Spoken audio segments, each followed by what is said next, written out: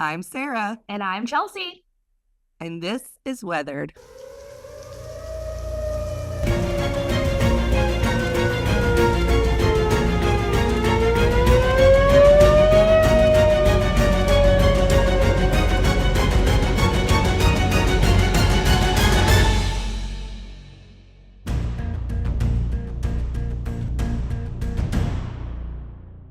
All right, we're Here we back. are.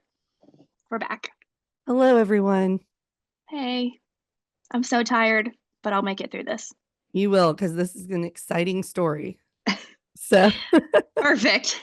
I need something exciting. we're recording on Monday afternoon. So, it's been a busy weekend, Yeah, and but it's a new week and a new episode. yeah. So today we're going to be talking about the storm of the century. Oh, what a name. I know it actually has many nicknames that people might call it. So we'll talk about a few of those, but it's mostly known as the storm of the century. Okay. And you and I actually remember this storm. Yeah, I know you had kind of like prefaced like, hey, we're gonna do this storm. Remember when you fell into the snow when you were like 4 years old? And I was like, yeah. She's like, that's the storm. That So is yeah, it. we lived through it. It was in March of 1993. So, yes, I did the math and I had just turned 10 and you would have been 4, Like turning almost 5. 5, yeah, later that year. Hmm. And it's so interesting if you think about that it was in mid-March. It was March 11th through the 14th. So several days actually. Yeah. But I always remember my birthday is at the beginning of March. And I always tell people you never know if there's going to be snow or if Yeah. it's going to be like today. We're experiencing very warm weather. Yeah, you're like on the cusp of the season. Mm-hmm. And Yeah. so this storm, it was very interesting. And that's kind of, I think, part of why it was so big and crazy is because of all kind of like the warm air mixing with the cool air. Hmm. And it was just wild. So, as I said, this storm is very unique because it's actually several different types of storms in one. So, Hmm. it's not just a blizzard, which most of us probably remember. If you lived pretty much outside of Florida and Texas, you probably remember it as a Yeah. blizzard. Yeah. But it was actually several different types of storms. So it started as a storm in the Gulf, and out of that came tornadoes. So started as Hmm. a storm in the Gulf, was actually never labeled a hurricane, but should have been probably. Like a tropical storm, I guess. Yeah. And then that caused tornadoes to develop Yeah, yeah. in Florida. And then the wildest dump of snow across the East Coast. And Dun dun so dun. we'll talk a little bit about the snow levels, but yeah, I remember when we were little and we were at our grandparents' house Hmm. in East Tennessee. Yep. What's crazy is we'll talk about this a little later, but the highest level of snow was in East Tennessee of all Really? of like from the Dakotas to Maine. Isn't that funny? Really? Yeah. That And is interesting so, because it's not like super high elevation. I mean, it is higher for sure, but hmm, crazy. right. I know. I guess it was just kind of where we were Yeah. when it, like where Tennessee is when it happened.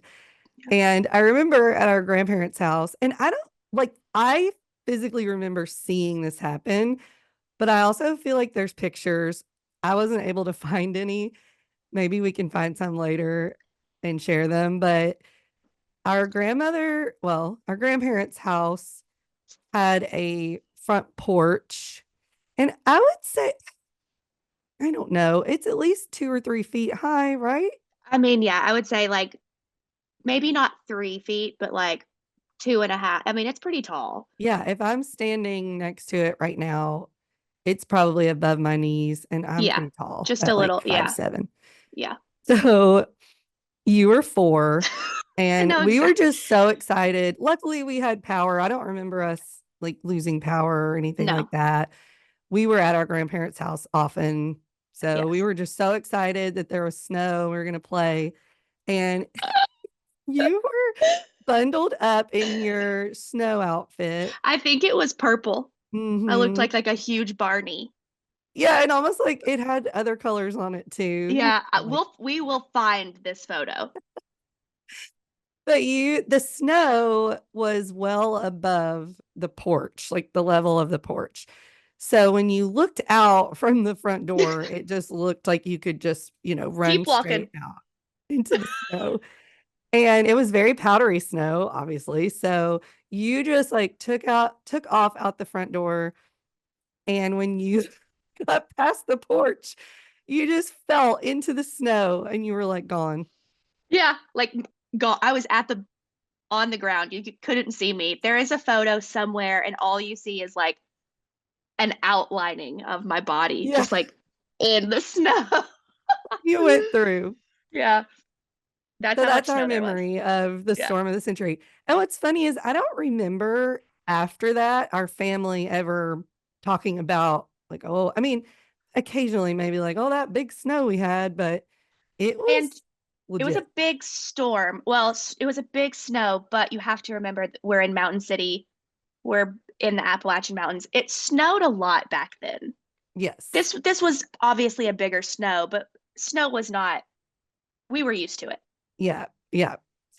So, But we'll find pictures because yeah, it was that funny. was really funny and very memorable. Now, I Yeah. couldn't find in my research the total snowfall for Mountain City where our grandparents lived. Hmm. But, it's a very, very small town. So it just wasn't in any of the research. But I was able to find Boone, North Carolina, which is right, Basically 20 where we minutes were. from Mountain City. They got 30 inches. Oh my gosh. Yeah. And Johnson City, which is kind of the other direction into Tennessee, got 15 to 20 inches. So I would Hmm. imagine Mountain City was probably closer to what Boone got. Yeah, for Um, sure. somewhere around 20 20 and 30. inches. Yeah. Got it. So that's just an educated guess on what you fell into that day. We'll go measure the porch. Yeah. Okay, so let's get into the stats of this storm. So 310 people died. Mm. Yeah, very sad. It definitely had impact all across the East Coast down into the South. It caused over $5 billion worth of damage. Wow. Yeah, and maybe I mentioned this later in the story, but I remember reading that it's still to this day, I think it's number two as the most costly weather event behind or winter weather event behind the ice storm in Texas that happened just a few years Yeah. ago. Yeah. Yeah. So up until then, it was the most costly winter storm damage. That's wild. There were also 15 tornadoes that came out of that storm, with 11 of them being in Florida. And millions of people lost power for up to a few weeks. Yeah, there's Like, lots of stories of people just not that, especially in the South, yeah, people just were not devastated by all prepared. the snow. Yeah. Sure. It impacted at least 26 states across the country, basically So from the whole country. Texas to Florida, all the way up into New England and over to the Dakotas. Wow. So that's why it's known as the storm of the century, or sometimes the blizzard of 93. Or in Florida, you'll often hear it called the no name storm because they're accustomed to their storms having names, right? Like Sure. tropical storm or But hurricane, yeah. but they didn't name this one or call it one of those. So Well, shame on them. I know. But there's some good things that happened with meteorology during this time. So we'll talk about those too. But how did this Perfect. storm get started? Well, unlike our previous stories, people actually knew this storm was coming. Right. So even though they didn't name it a hurricane, I think at the time it looked so crazy to weather service people that they didn't even believe the radar stuff that they were seeing. They're like, this Sure. can't They're be like, this real. can't be right. Yeah, this has never happened. Yeah. But they did start to predict it and warn people 5 days in advance. Okay, that's good. Yeah. And that's actually due to the NOAA and the National Weather Service having recently advanced the computer prediction models.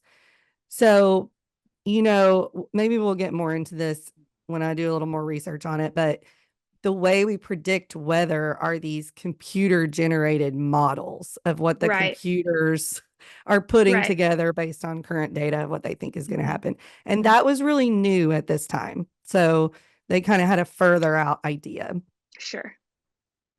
They were able to look at computer images of the entire globe and utilize numerical models to predict what was coming. With this new technology, they had improved resolution and accuracy and were able to very accurately predict what was going to happen. So it's believed that due to this, they were able to actually save many lives, even though Good. still several hundred Sure. didn't survive. But it was the first time they'd ever been able to predict a storm of this magnitude. Okay. We're making moves. We're making waves. Very different No, than no pun intended. per se the Mr. Sorry. Joke.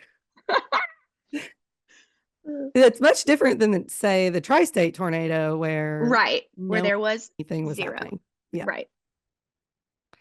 As the National Weather Service is seeing this storm forming, it is huge, spanning from Canada to Central America at some points. So it's literally covering the whole country. Yeah. It started as a weaker low pressure storm in the Gulf, and it was pretty much a no name storm. The same system, though, had been causing pretty bad storms on March 11th in Texas. So that's kind Okay. of when we start to see the first of it is March 11th. And as it moved into the Gulf from Texas, no one expected it to be as bad as the prediction models were showing. Many meteorologists now say that it was a meteorologic, it's a hard word to say. Meteorologic. It was a meteorologic explosion, is what they're saying. Yeah. Explosion. So Okay. basically, there was this warm air coming up from the Caribbean, and then it would ultimately collide with the Arctic air from the north and cause this just Classic. We see mhm, this constantly. mhm, an explosion. That is Many members of the National Weather Service actually remember looking at the models and the predicted amount of precipitation and thinking, oh, no way. That's not going to happen. That could never, right. it's never happened. It's not going to happen. Right. These models must be wrong. Right. You're wrong. Where it's like new technology Sure. and the amount of like snow and rain and everything that it was saying, they were like, This can't be real. no. Like, you can't do that. Yeah. I get it. Yeah. So that's why I think they were a little hesitant to, I mean, they let people know, like, hey, there's a storm brewing, may want to get prepared. But Mhm. as we'll hear in a few minutes with Florida, they didn't really tell them as like clearly as they should have. Like, this is a Right. big deal. You need to get out of town. Right. So I thought this was absolutely fascinating. I love how we learn something new with every storm, I feel like. Mhm. But another interesting thing that could have contributed to this storm was the eruption of Mount Pinatubo. So, Oh. Mount Pinatubo is a volcano that's located in the Philippines. While most, What? yeah, yeah, it's wild. While most of us are not even aware when volcanoes erupt, they Mhm. actually have a significant impact on the weather. Real. I mean, okay, that makes sense, but the Philippines is Yeah. far away. And get this, the eruption. So basically, when a volcano erupts, it can cause unusually chilly summers Okay. or heavier snow in the winter, among other things. Okay. Huh. This was fascinating. So the volcano actually erupted in 1991, but scientists believe that the excessive ash and aerosols contributed to the storm of the century in 1993. That's in what? That's just like mind. I don't understand. I know. Well, basically, they said that it caused a small global cooling event over the next couple of years. Okay. Yeah, I mean, I'm not like super scientist brain, but it does make sense. But 2 years later, it's a long time. I know. It's pretty crazy. I didn't realize that volcanic eruptions impacted the weather like that. But yeah, all the stuff that It they put makes out into the sense. air. Sure. Huh. Yeah. Learn something crazy every single episode. I'm like, no way. When we say stay weather aware, you also have to watch for volcanoes too, I Yeah. guess. Okay. So at the end of this episode, we'll say stay weather aware and volcano aware. Volcano aware. Oh Yeah. A boy. volcanic awareness. Yeah, that is just so neat. Yeah. It is really neat. It's crazy out there in the weather.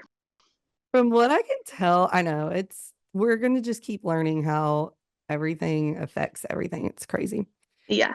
What I can tell in my research, the Big Bend of Florida is where the storm hit the worst. Taylor County specifically. So, in Taylor County is the coastal town of Keaton Beach, and it was actually devastated by the storm. Okay. Survivors recall that even though the storm was predicted to be bad, they didn't expect it to be anywhere near as bad as it was. Yeah. Residents recall waking up on the 13th. So remember, it started in It, Texas on the 11th. It's kind of moving across the Gulf. And on the 12th, they were sort of warning, which they'd been warning for several days. But on the 12th is when they kind of were coming on the news in Florida yeah. and saying, we're This going to is get some good. bad weather tonight and Yeah. tomorrow, be ready. Right. But residents recall waking up on the 13th shocked at the rising water. So already at that time, the storm surge was 12 feet. And remember, we learned about storm surge in a previous episode. So that's basically like the level of the water above where it normally is. Right. The storm surge was already 12 feet and homes were flooding. At that time, the homes there on the Gulf were not built raised up. Right. So the water was just rushing in to people's houses. One man recalled that by 5:30 a.m., the water was already 10 feet deep in his home. And he looked outside and his neighbors were literally clinging from trees. People were climbing. These stories are just insane. I know. I Like mean, you want to imagine it, but you're like, for their life, clinging a tree, like climbing to the very top of it. yeah. And he mentioned, I don't think I wrote this down, but he mentioned that it was like a rental property that was right there also. And there was a family that had never been there and they were visiting and they were also like outside, like trying to hang on to trees and stuff. And I think many of them died, if not all. Oh no. Yeah. From basically drowning. Oof. He said, so this same man said that the weathermen had been saying the night before that the weather would be bad, but this was not warned as a hurricane or anything like that. So there was no evacuation. Um, People just thought, oh, we're going to get a bad storm. We're used to that. And they Because that's just what they were told. went to bed. Yeah. Well, so then it's flooding. There's a thunderstorm, tornadoes in other areas. But right after that, the snow started. Okay. So the The beach, panhandle of Florida and into the Big Bend, kind of where all this is happening, it switched to snow. they're like, this is the apocalypse. Yeah. They're like, this is the end. Without I'm sure I they mean, did think that. I know because why do you get a tropical storm and then snow right after? You don't. This storm is just continues to be crazy and shocking. Hmm. So actually, the snow started like right after that. And in Taylor County, 10 people ended up dying that day, which is a very small area. One Yeah. resident recalls that it got so cold. So everyone's outside Everything's wet. trying to escape the flood, and then now it's like freezing. And he recalls that it got so cold that one of the women who was clinging to a tree just gave up from being too cold and tired and fell to her death from the tree. So after this Mm. whole situation, building codes were actually changed in that area to require homes to be built on stilts. Okay. And I But looked it up. At the time, they were actually required to be built on, I'm going to say this wrong. It was like pilings or pillings. I don't remember. But it was basically like they did have to have these foundations that were steel and could like they wouldn't like sink into the ground yeah, because it's sandy, and yeah, soft, but they weren't raised up. So sure. to this day, the houses there are on stilts. And that area later got hit very badly by a hurricane. And I feel like it was like 30 years later. And they said that they feel like a lot of people survived Because because of they these learned from changes. that one. Mhm. Yeah. So there were 11 tornadoes in Florida during this storm. The first was an F2 in Chiefland, Hmm. which is in that same area of sort of, I guess, northern, northwest Florida. 3 people were killed and 7 injured in that tornado. The Panhandle and Big Bend would continue to see multiple tornadoes throughout that day, and several water spouts turned Oh, tornadoes, oh yeah. Oh which honestly, I didn't even realize. I know we talked about water spouts a little bit in a previous man. Hmm. episode, but I didn't realize that they could come on land and just become a tornado. I think I knew that only because I'm pretty sure something like that happened here, like near the lake, because we Oh, live right near the lake and there was a water spout. This was years ago. I'll have to look at, maybe it was the 1994 one that we already did or a episode 98. on. I'll have to, yeah, oh, 98. I'll have to look into it. Or maybe I just watched Twister and I when they're didn't like, realize. I we've mean, got sisters, and they're like on the water. I didn't realize that they could just become a land tornado. I thought they were kind of like separate beings, but no, they can Sure. just keep going and become a Okay. tornado, which is what happened on this day. And actually, I might in the future try to do an episode on water spouts because that is so fascinating to me. Fascinating. Yeah. And just other types of interesting weather and what they are and how they form and all that. Hmm. Many of the deaths that day and in those couple of days were people drowning in the aftermath Yeah. of the storm, also like carbon monoxide deaths, Sure. generators, etc. So I made Matt, we recently had a winter storm, Yeah. and I made my husband go. We now have one of those indoor propane heaters. I remember you talking about this. Yeah. We've thrown the idea around of getting like a whole house generator. I'm not sure that it would be worth it where we live because, Sure. I mean, we don't lose It's not power that happening often. often.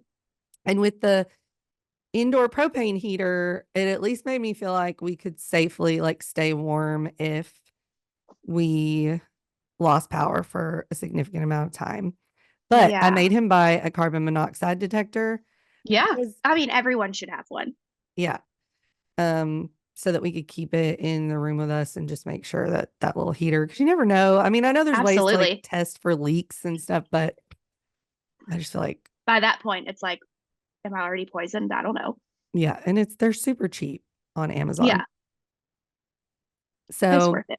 people died from that and drowning. A lot of people, there was like ships out at sea and people on boats that drowned. And then, of course, people with the flooding in their Yeah. homes drowned as well. And as the storm continued inland, like I said, the snow began. The panhandle of Florida didn't even have time to react to the flooding and tornadoes before it started to snow. Mm. The southern states saw record snowfall. 10 million households lost power for a significant amount of Wow. time. Like I said, 2 to 3 weeks. I And mean, that alone will kill you if you're not Mhm. prepared. Yeah, yeah. Oof. And Mount LeConte, is that how you say that? I think it's like LeConte. I was thinking that too. Like it might be LeConte, kind of. I I don't know think where the that's name what came it from, is. but it's in Tennessee. Hmm. And also Mount Mitchell in North Hmm. Carolina, they saw Yep. the most snowfall of the whole storm with 50 plus inches Oh and my gosh. some like 15-foot snow drifts. So, another thing about this storm that a lot of people in the Northeast were saying is that the winds, so it was almost like hurricane winds Yeah, with with a snow. blizzard.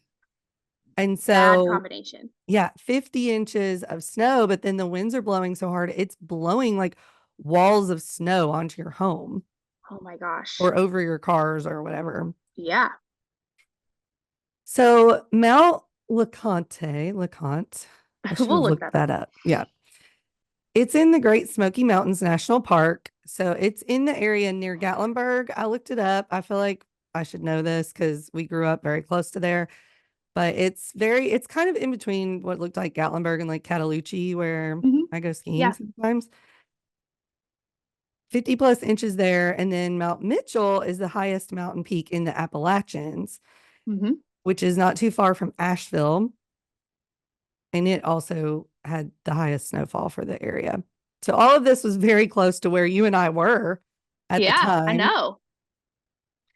And Appalachian State University, which is in Boone, as we know, Yeah. it closed for an entire week, which had never happened in its history. Yeah.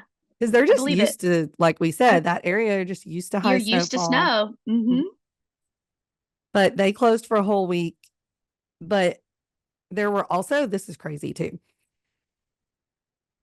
Again, no one was expecting this huge dump of snow.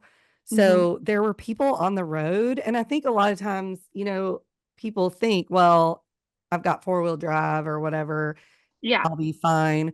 But there were stranded motorists in Watauga County, which is where Where Boone is. they broke into an elementary school to survive. I want to say it was called Parkland or something, or That's, I mean, honestly, like you'll do whatever you got to do to live, yeah, including break into a school, yeah. They broke into the wherever you school got to to go. survive. Mm. The Atlanta airport saw 4 inches of snow. So, Atlanta was probably like, what What is is happening? this? Yeah.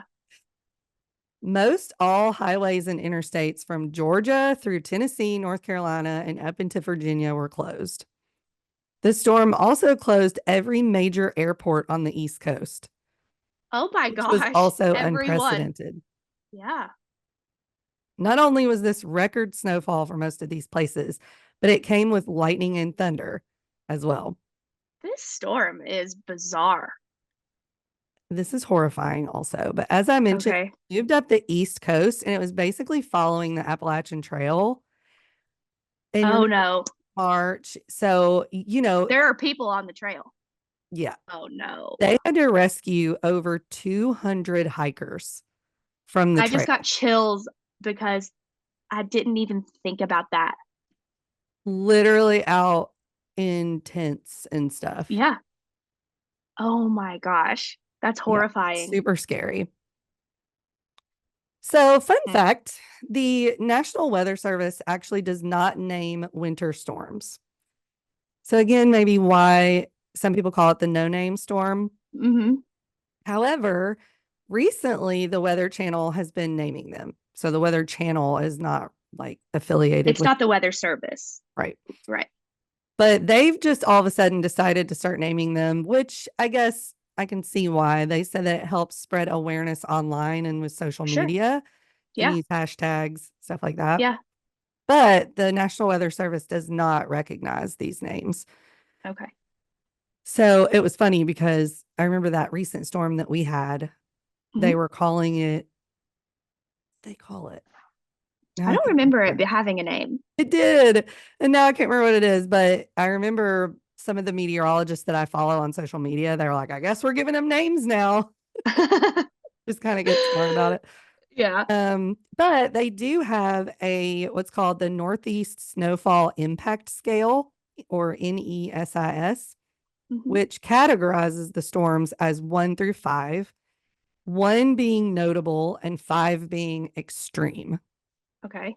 The storm of the century is one of the only ones that's ever been labeled a 5. Doesn't surprise me. Yeah. So that's pretty much the story of the storm of the century. It definitely was bizarre, like you said, and Yeah. So many different, like you said, like we've got so many different things going on. yeah, and people were digging out of the snow and the wreckage from the flooding and tornadoes and all Yeah. that for months. Oh, I'm sure. I'm sure. Yeah.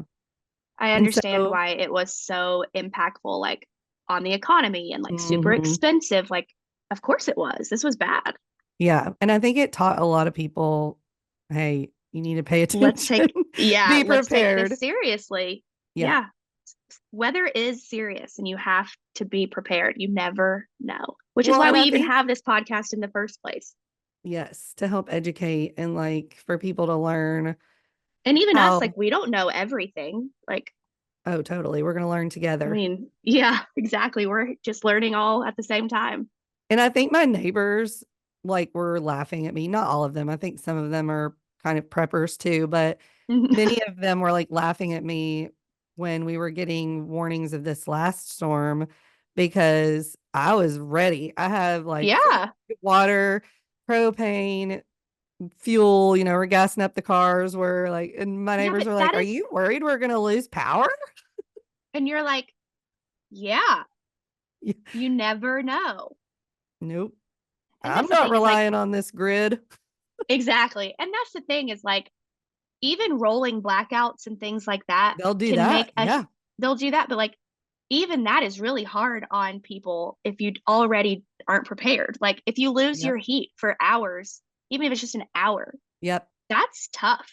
When it's that cold outside, your house gets really cold really fast. Yes. And we And don't it's have a not good. fireplace or anything like that. Yeah, So, we're lucky that we have a gas fireplace. If we do lose electricity, we do have gas. But like, again, not everybody has these things. mhm. So maybe your neighbors are like, what do you mean you're gonna, but what are, it's not that hard to like go get gas in your car, have even just candles or something, batteries. Yep. You don't have to have a generator like you do, but there are other little things that you can have. Yes, absolutely. And so that kind of leads into just how I wanted to close out today of like, what can we learn from the storm of the century?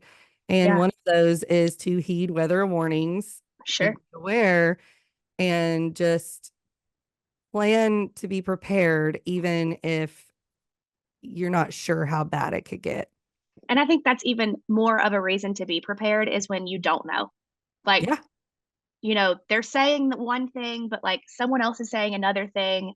Let's just be prepared because we don't know. Yes. Absolutely. And part of the preparedness, like I mentioned, was things like food. So, non-perishable food, water, because if you lose, like if your pipes freeze or bust, um, Mm-hmm. you will need drinking water. Yep. And I did hear in the storm of the century that many people didn't have water for a long period of time and they were using the snow to Yeah. flush their toilets and things like that, which may seem simple, but I remember mom telling me that, like, if you need to flush the toilet or something, or if you desperately need water, like I have a Berkey filter, so I can Right. filter water to safely drink it. You can go out and get buckets of snow and bring them And in and boil melt them or, it yeah, and flush your have toilet or water. whatever. Yeah. Yeah. Medications. So making sure that you have all the medications you might need. That I need to get a prescription filled. Thank you for that. Yeah. And I learned when we were traveling in our RV, and we would often be out in these rural areas where you couldn't find medication and stuff like that, Yeah. or it was like harder, you may have to drive farther to get to a pharmacy. Even having like small children, you want to have certain medications on hand all the time, like, Benadryl for any kind of allergic reaction, or um, a fever reducer or something like that. And so I always try to make sure that we're stocked up on stuff like that if we may not be Mhm. able to get out or stores might not be open. Exactly. You might not be Um, able to go anywhere for a while. yeah. Methods of communication. So that's one thing that I need to do better at that I don't currently.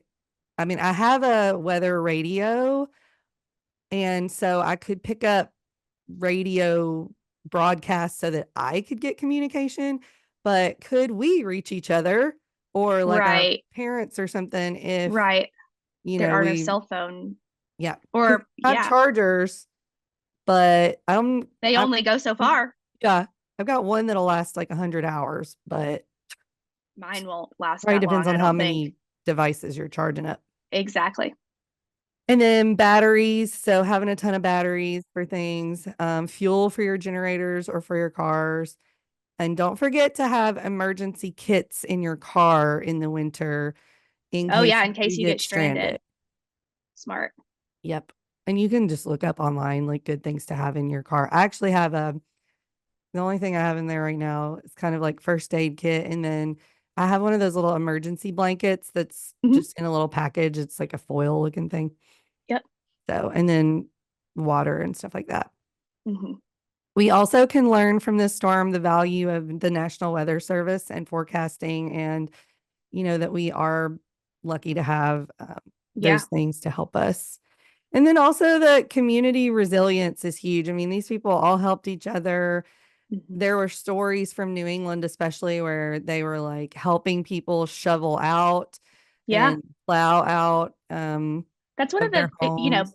you always try to find like light in dark times, but like sometimes really beautiful moments in a community happen on these really, really bad situations. It's like, wow, we really came together. Like, no matter what race you are, what religion you are, you all just come out and you help each other. And Yes. And, just goes to show you go out and meet your neighbors if you don't know them yeah, well already, because sure. if you all get You snowed never, in together, you you may might have need to them one help each day. other. Yeah. Especially like, the neighborhood I live in, like there's quite a few elderly people and Mm-hmm. like they would absolutely need help. Yeah, So totally. mhm. All right. Well, that's the storm of the century. That was a good episode. I liked that one. I Yep. mean, They're just going to get better and better. ooh, can't wait. Juicy. Well, in the meantime, between episodes, you can find us on Instagram at Weathered Podcast. You can email us your own weather stories at weatheredpodcast@gmail.com. And that can be like, you were in a storm we talked about, you have just a storm you want us to talk about, or anything. And Yes. then on TikTok and on X, we're at Weathered Pod, Pod. All right. Well, until next time, stay weather aware. Bye, guys. Bye.